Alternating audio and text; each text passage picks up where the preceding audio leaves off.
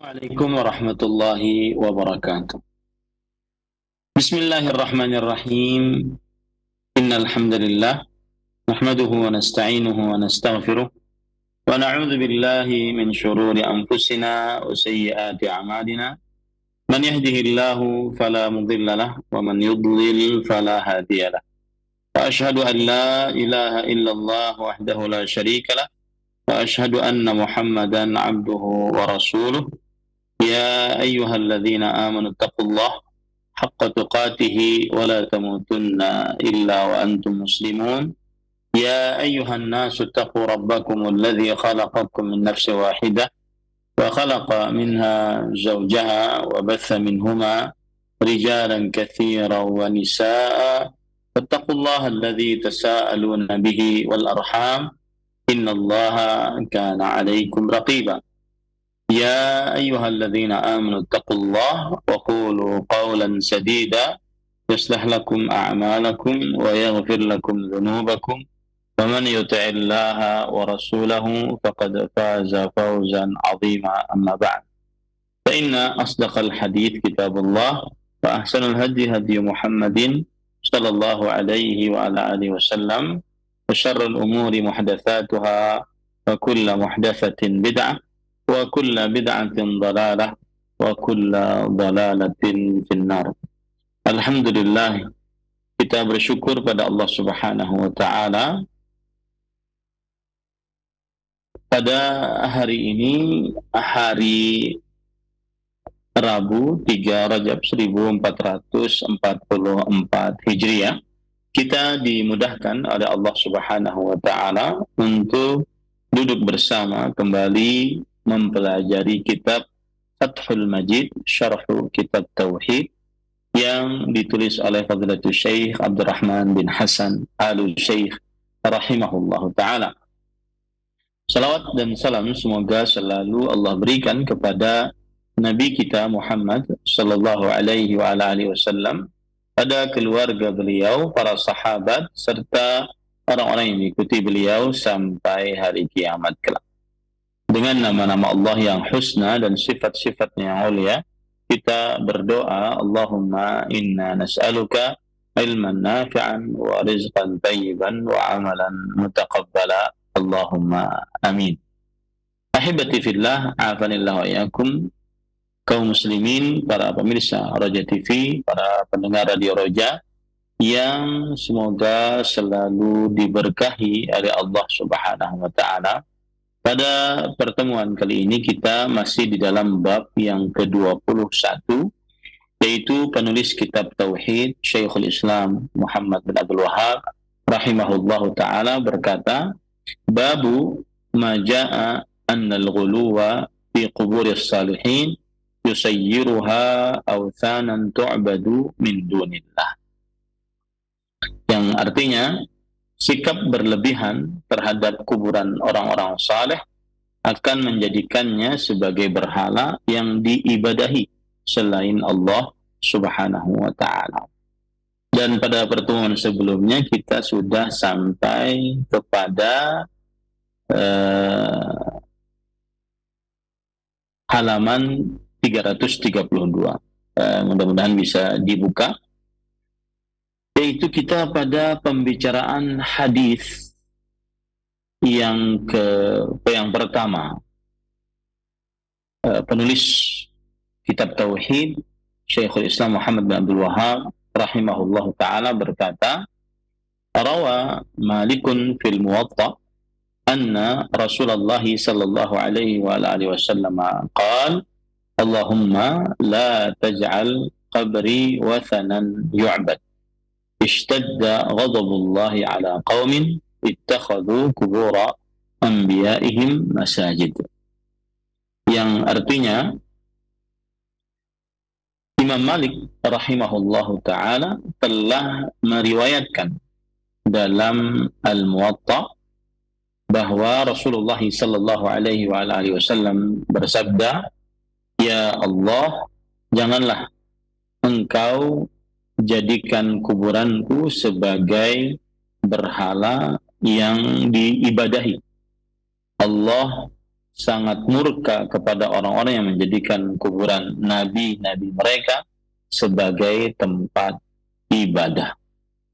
Inilah dalil yang pertama yang dibawakan oleh penulis, dan kita sudah sebutkan pada pertemuan sebelumnya bahwa makna dari bab yang ke-21 ini adalah menjelaskan sikap ghulu terhadap kuburan orang-orang saleh yang menyebabkannya sebagai berhala yang diibadah. Nah, ghulu di sini artinya adalah berlebih-lebihan terhadap kuburan orang-orang saleh, baik dengan cara membangun di atas kuburan tersebut bangunan, kemudian dihias-hiasi, kemudian dengan cara juga mengkhususkan ibadah kepada Allah Subhanahu wa taala di dalam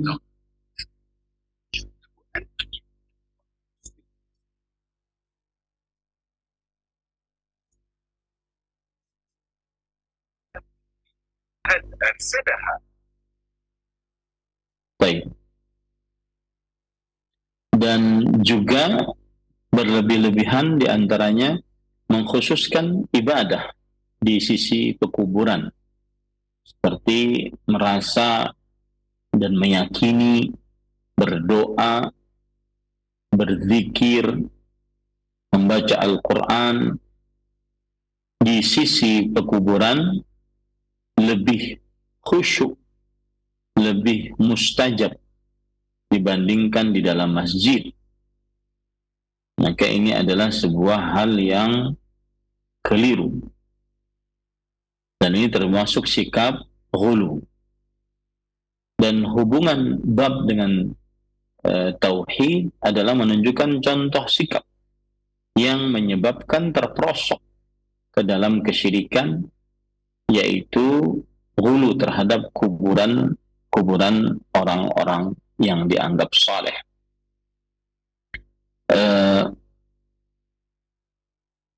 Dan patut diketahui bahwasanya hanya sekedar ghulu tidak menyebabkan kepada seseorang terperosok ke dalam kesyirikan. Tetapi saat dia ghulu tersebut, itu adalah menyebabkan penyebab ya terhadap seseorang bisa masuk ke dalam jurang kesyirikan. Dan ghulu yang dimaksud adalah melampaui batas yang diizinkan oleh syariat. Sikap ghulu terhadap kuburan orang-orang saleh adalah dengan menjadikan kuburan orang-orang saleh tersebut sebagai masjid. Jadi ada kuburan, kemudian setelah itu dibangun masjid di atas kuburan tersebut. Nah, ini sikap ghulu terhadap orang-orang saleh.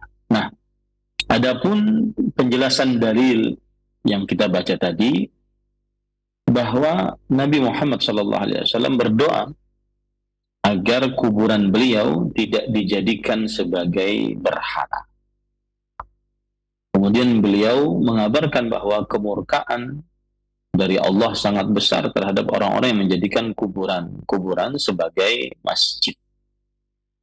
Hubungan dalil dengan bab menunjukkan contoh sikap yang menyebabkan terperosoknya seseorang ke dalam kesyirikan, yaitu berbuat ghulu terhadap kuburan orang-orang saleh. Baik, kita baca apa yang disebutkan oleh penulis dalam kitab Fathul Majid di halaman 332 ya. Silahkan dibaca oleh studio atau silahkan dibuka PDF-nya. Qauluhu ishtadda ghadabullahi ala qaumin ittakhadhu qubura anbiya'ihim masajid. Fihi tahrimul bina 'ala al-qubur wa tahrimus salati 'indaha wa anna dzalika minal kaba'ir. Di dalam hadis tadi disebutkan murka Allah sangat besar atas orang-orang yang menjadikan kuburan nabi-nabi mereka sebagai masjid. Kata penulis kitab Fathul Majid, di dalam lafaz ini terdapat pengharaman membangun bangunan di atas kuburan. Pengharaman membangun bangunan di atas kuburan. Dan pengharaman sholat di sisinya. Dan ini termasuk daripada dosa besar. Nah, ini yang patut diperhatikan ya. Jadi kuburan itu di dalam syariat Islam tidak boleh dibangun bangunan di atasnya. Tidak boleh dibangun bangunan di atasnya.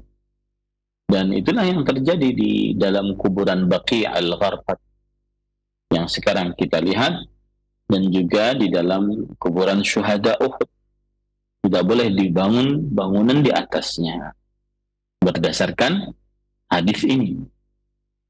Wa fil qira' للطبري عن أصحاب مالك عن مالك رحمه الله أنه كره أن يقول زرت قبر النبي صلى الله عليه وسلم وعلل ذلك بقوله صلى الله عليه وسلم اللهم لا تجعل قبري وثنا يعبد, yang artinya, dan di dalam kitab Al-Qira yang ditulis oleh Imam At-Tabari meriwayatkan dari para murid Imam Malik, diriwayatkan dari Imam Malik bahwa beliau membenci untuk mengucapkan aku telah mengunjungi kuburan Nabi Muhammad sallallahu alaihi wasallam. Ucapan itu saja dibenci oleh Imam Malik rahimahullahu taala. Wa 'allala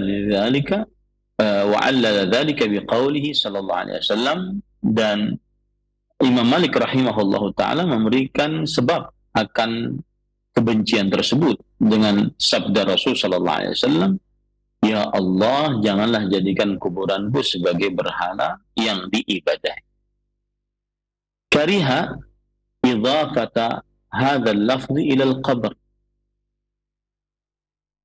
li'alla yaqa' at-tashabbuh bi fi'li ulaika saddan lidh-dhari'ah. Imam Malik rahimahullahu ta'ala membenci untuk menisbatkan lafaz ini kepada kuburan. Seperti yang tadi, aku telah menziarahi kuburan Nabi Muhammad SAW. Ya, agar tidak terjadi penyerupaan dengan perbuatan orang-orang yang ada disebutkan dalam hadis tadi, sebagai bentuk untuk menahan sarana agar tidak terperosok ke dalam apa yang terlarang di dalam syariat Islam, yaitu melakukan kesyirikan kepada Allah Subhanahu wa taala.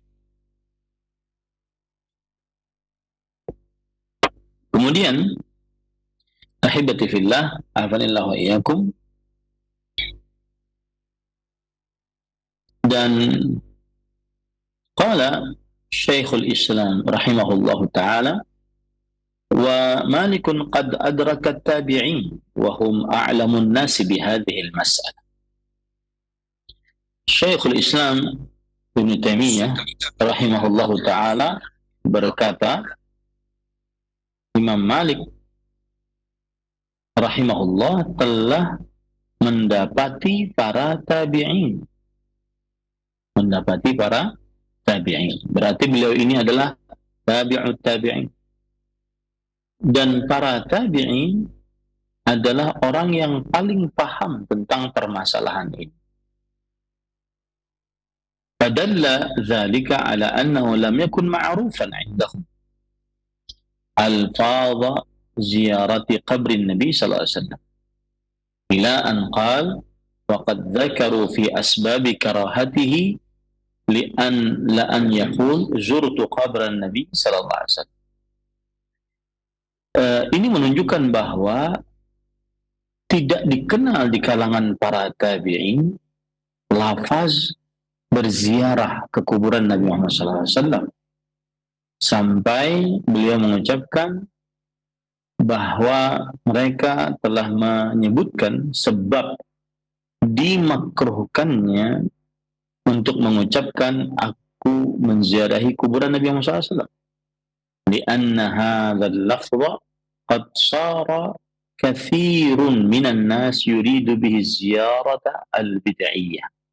Karena lafaz ini telah menjadi kebanyakan dari manusia menginginkan dengannya adalah ziarah yang bid'ah, wahwa qasdul mayyit li su'alihi wa du'ai, yaitu bermaksud kepada si mayit untuk meminta dan berdoa kepada mayit tersebut.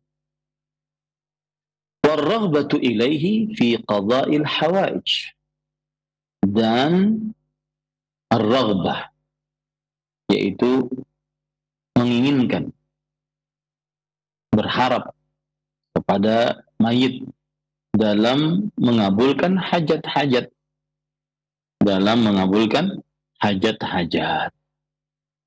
Wa nahwi dzalika mimma yaf'aluhu katsirun minan nas. Dan yang semisal dengan hal itu dari apa yang dilakukan kebanyakan dari manusia. Fahum ya'nuna bilafzi ziyarah mithla hadha. Maka mereka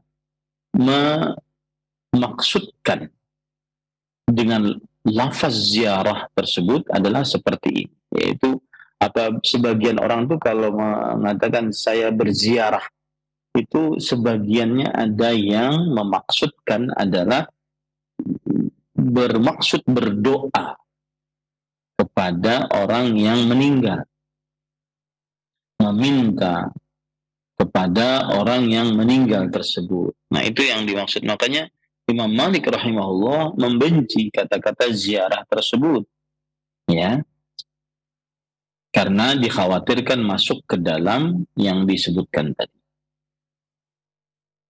Baik. Kemudian para ikhwan yang dirahmati oleh Allah, wa hadza laisa bimasyhurin biittifaqil a'im.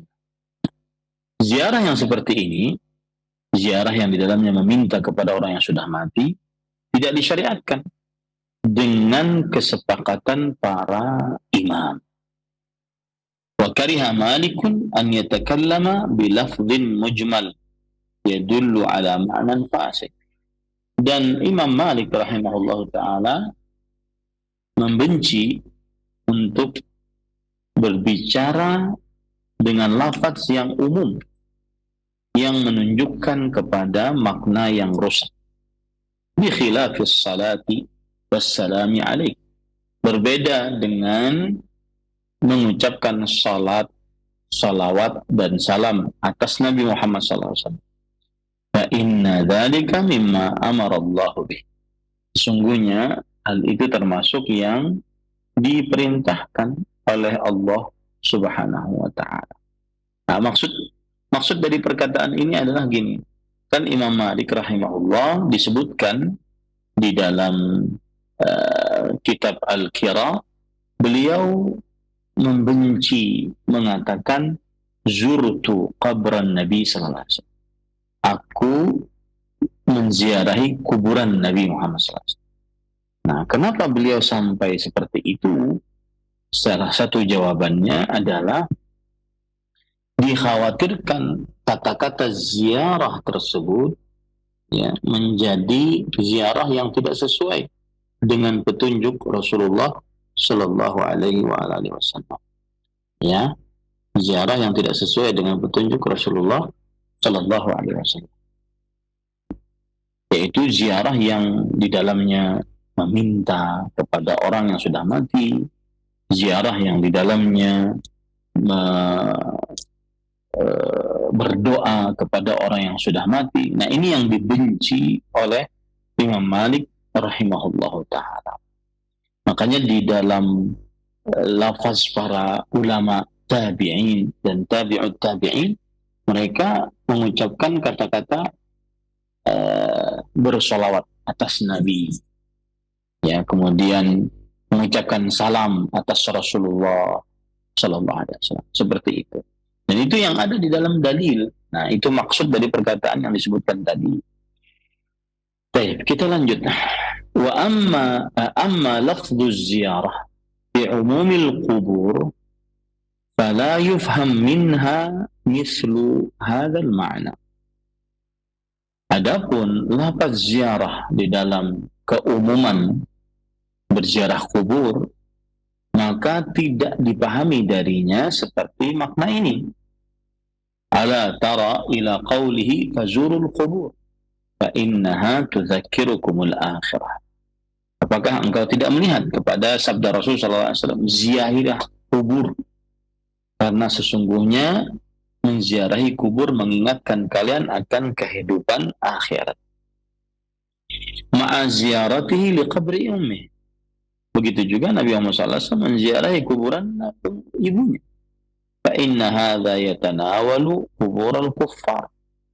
Maka ini mencakup menziarahi kuburan orang-orang yang kafir.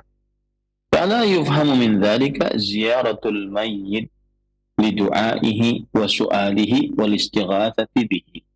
Maka ziarah kubur yang disebutkan di dalam hadis tadi tidak dipahami, yaitu berziarah kubur untuk berdoa kepada orang yang dikubur atau meminta kepada orang yang dikubur atau meminta pertolongan dalam keadaan yang sempit kepada orang yang dikubur. Nah, tidak seperti itu ziarah kubur. Ya, tidak seperti itu ziarah kubur.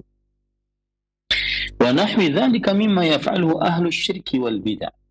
Dan yang semisal dengan itu dari apa yang diperbuat oleh orang-orang yang melakukan kesyirikan dan perbuatan bid'ah.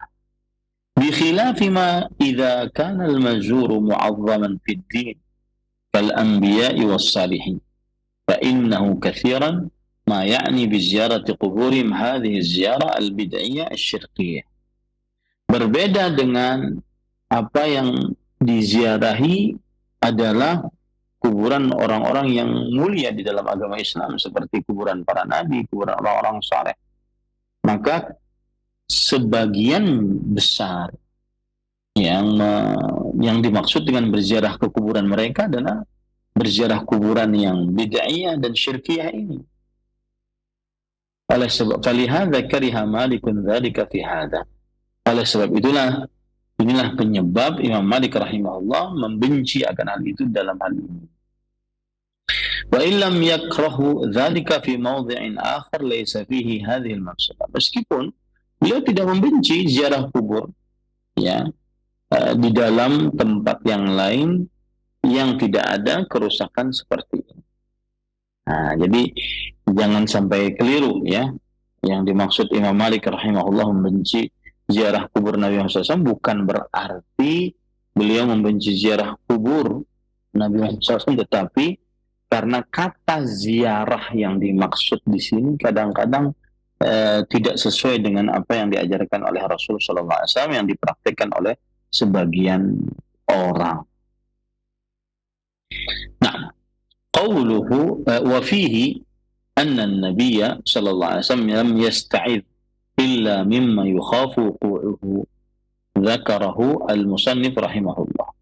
Dan di dalam lafaz ini juga terdapat pelajaran bahwa Nabi Muhammad SAW tidak meminta perlindungan kecuali dari apa yang dikhawatirkan terjadinya.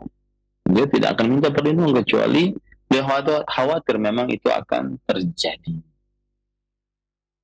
Ini disebutkan oleh penulis kitab Tauhid rahimahullah ta'ala.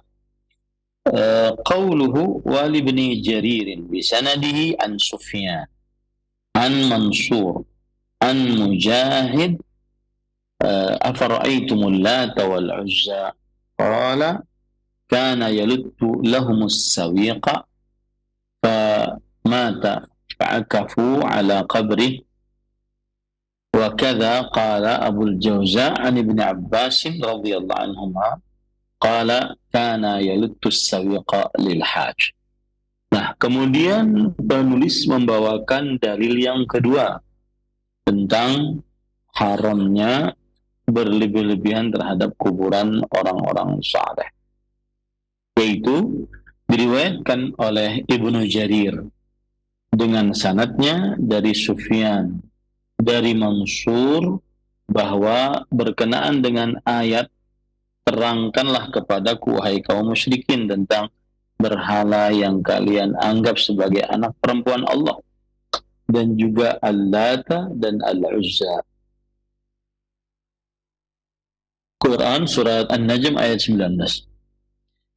Imam Mujahid mengatakan Al-Lata adalah orang yang dahulunya mengaduk tepung dengan air dan minyak untuk para jamaah haji.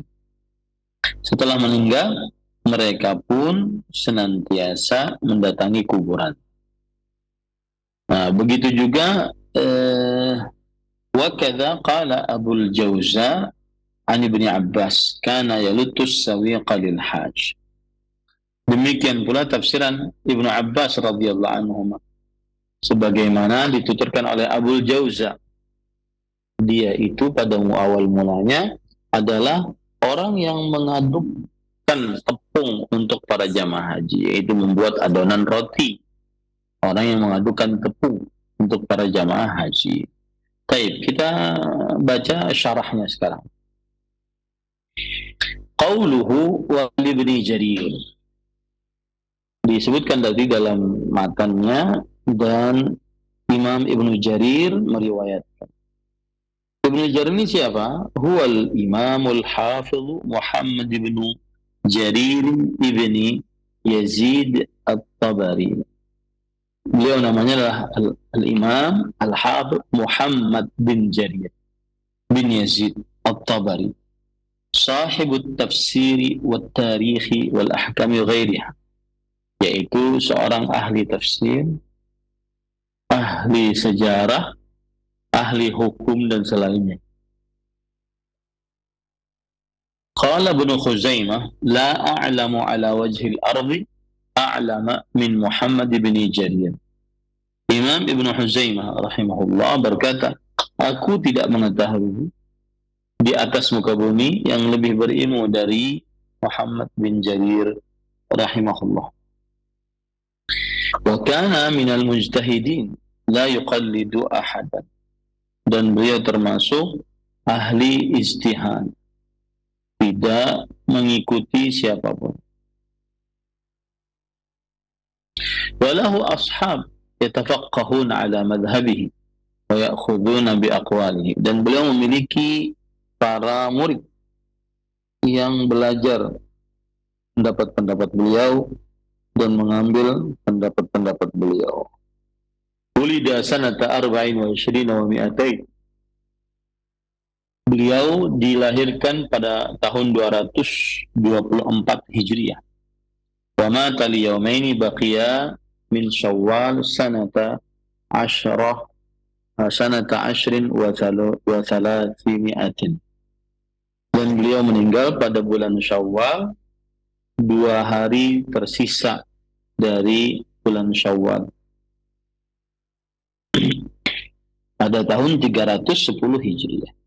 Jadi kira-kira beliau ini adalah ulama Islam abad ke-4 Hijriah.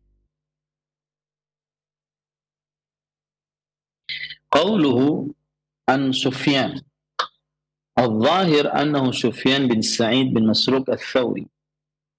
Abu Abdullah al-Kufi, thiqatun hafiz, faqihu, imamun adil, faqihun, imamun abidun. Kana mujtahidan. Walahu atba'un yatafaqqahuna ala madhhabihi.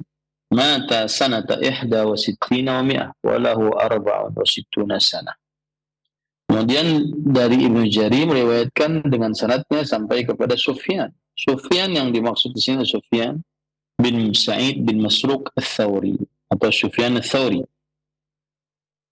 Imamul Muhaddithin, imamnya para ahli hadis.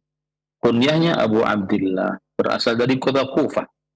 Beliau adalah seorang yang terpercaya, penghafal hadis, ahli fikih, seorang imam dan ahli ibadah. Dan beliau adalah seorang yang ahli ijtihad. Beliau memiliki banyak pengikut yang belajar fikih dan mengambil pendapat beliau. Dan beliau wafat pada tahun 125 61 Hijriah dan memiliki umur 64 tahun. 161 Hijriah. Berarti beliau adalah ulama tabi'in ya, atau tabi'un tabi'in. Qauluhu an Mansur. Mansur bin huwa ibnul Mu'tamir. Mansur ibn al-Mu'tamir ibni Abdullah as-Sulam. Thiqatun thabtun faqih. Mata sanata 32 wa 100. Mansur adalah Mansur bin al-Mu'tamir bin Abdullah as-Sulam. Beliau seorang yang terpercaya dan tetap hukumnya terhadap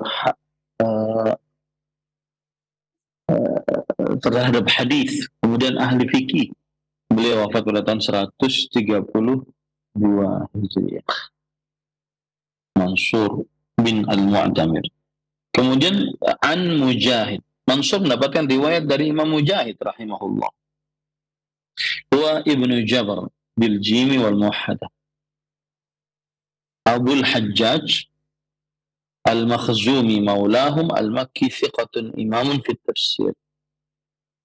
Imam Mujahid bin Jabr kunyanya adalah Abul Hajjaj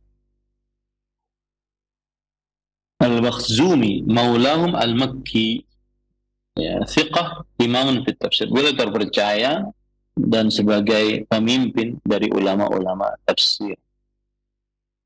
Akhadha an Ibn Abbas wa ghairihi radhiyallahu anhum. Beliau mengambil ilmu dari Abdullah bin Abbas dan selain beliau. Mata sanata 40 wa 40. Kemudian siapa tadi?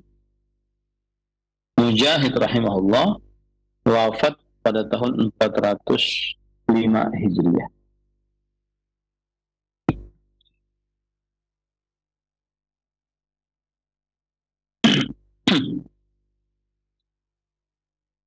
uh, 104 Hijriah ya. Qalahu Yahya al-Qattan. Yang mengatakan ini adalah Yahya al-Qattan. Wa qala Ibnu Hibban mata sanata 2 atau 3 wa 100 wa huwa sajid. Imam Ibnu Hibban mengatakan meninggal pada tahun 102 atau 103 dalam keadaan sujud. Dan beliau dilahirkan pada tahun 27 di dalam kekhalifahan Umar bin Khattab radhiyallahu. Qauluhu kana yalutus lahumus sawiqa famata. Kemudian disebutkan dalam hadis bahwa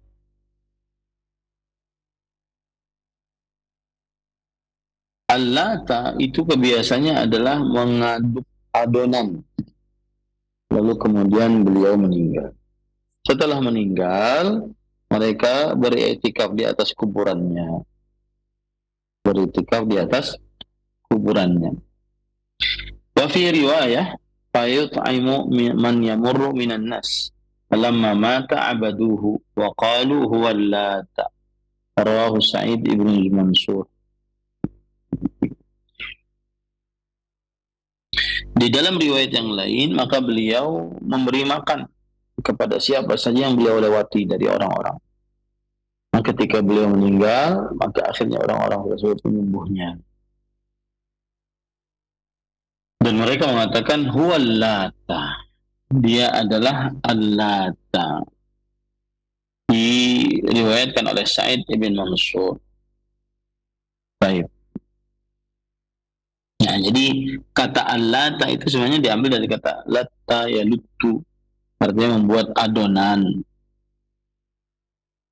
Nah, wa munasabatuhu litarjamah annahum ghalaw fihi li salahihi hatta abaduhu wa sara qabra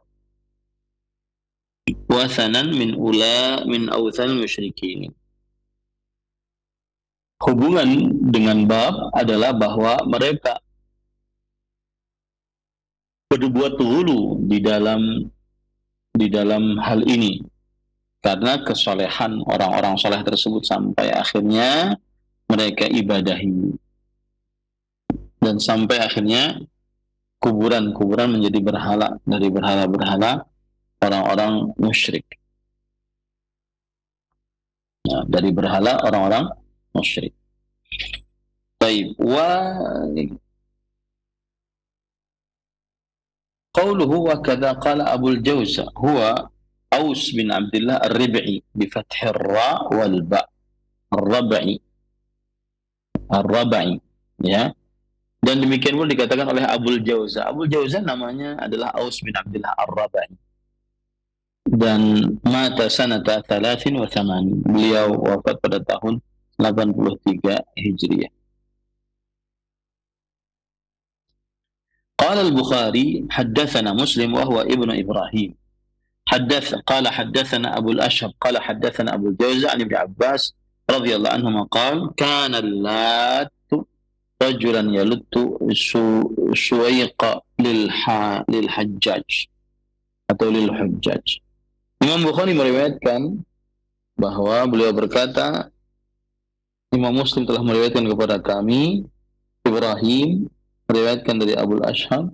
Abul Ashhab berkata, meriwayatkan kepada kami Abul Jawza an Ibn Abbas. Beliau berkata, kana latu rajulan yaluttu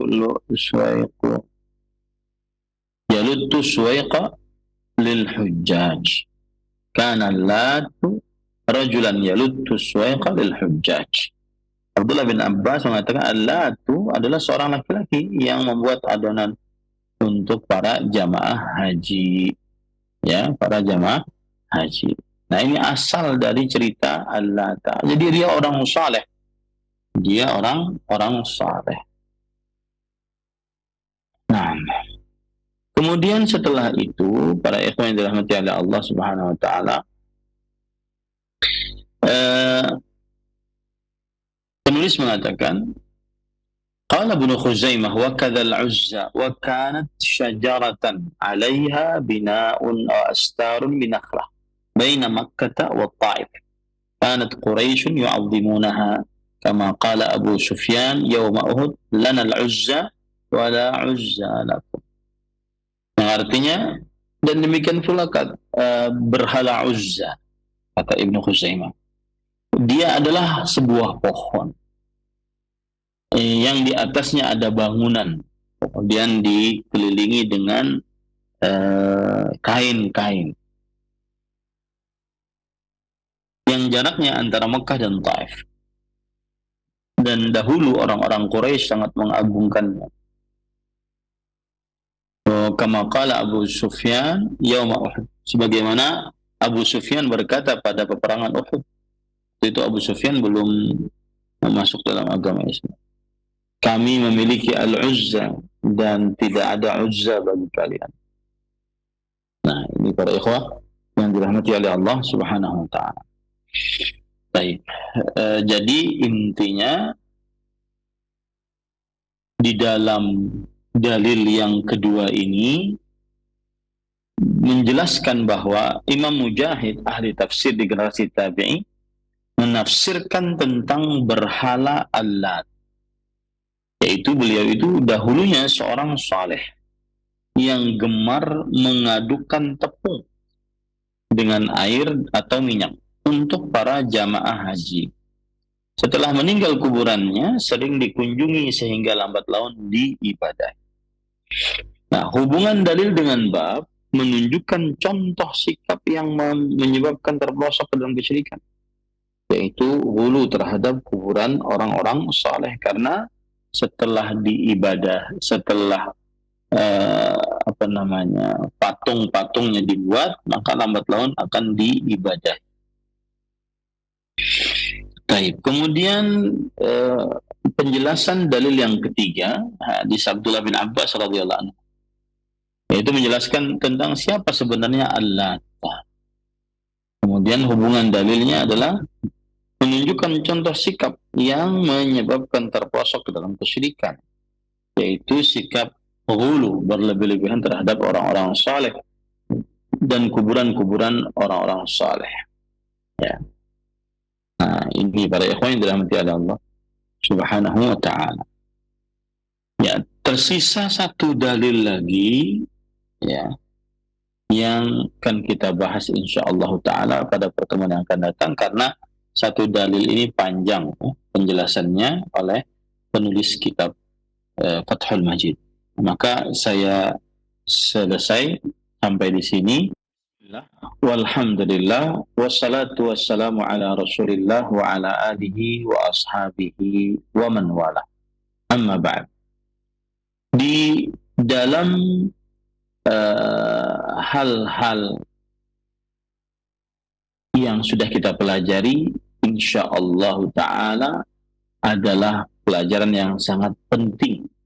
Dan pada kesempatan kali ini saya akan memberikan nasihat untuk para kaum muslimin, pemirsa Roja TV, pendengar Radio Roja.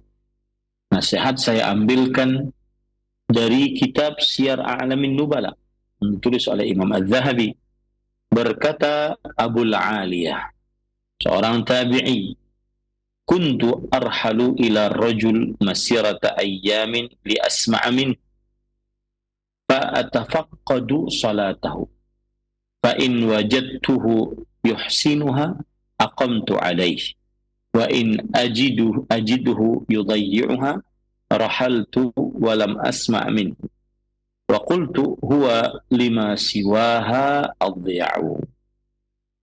Aku melakukan perjalanan menuju seseorang dalam waktu beberapa hari agar aku bisa mendengar hadis dari orang tersebut.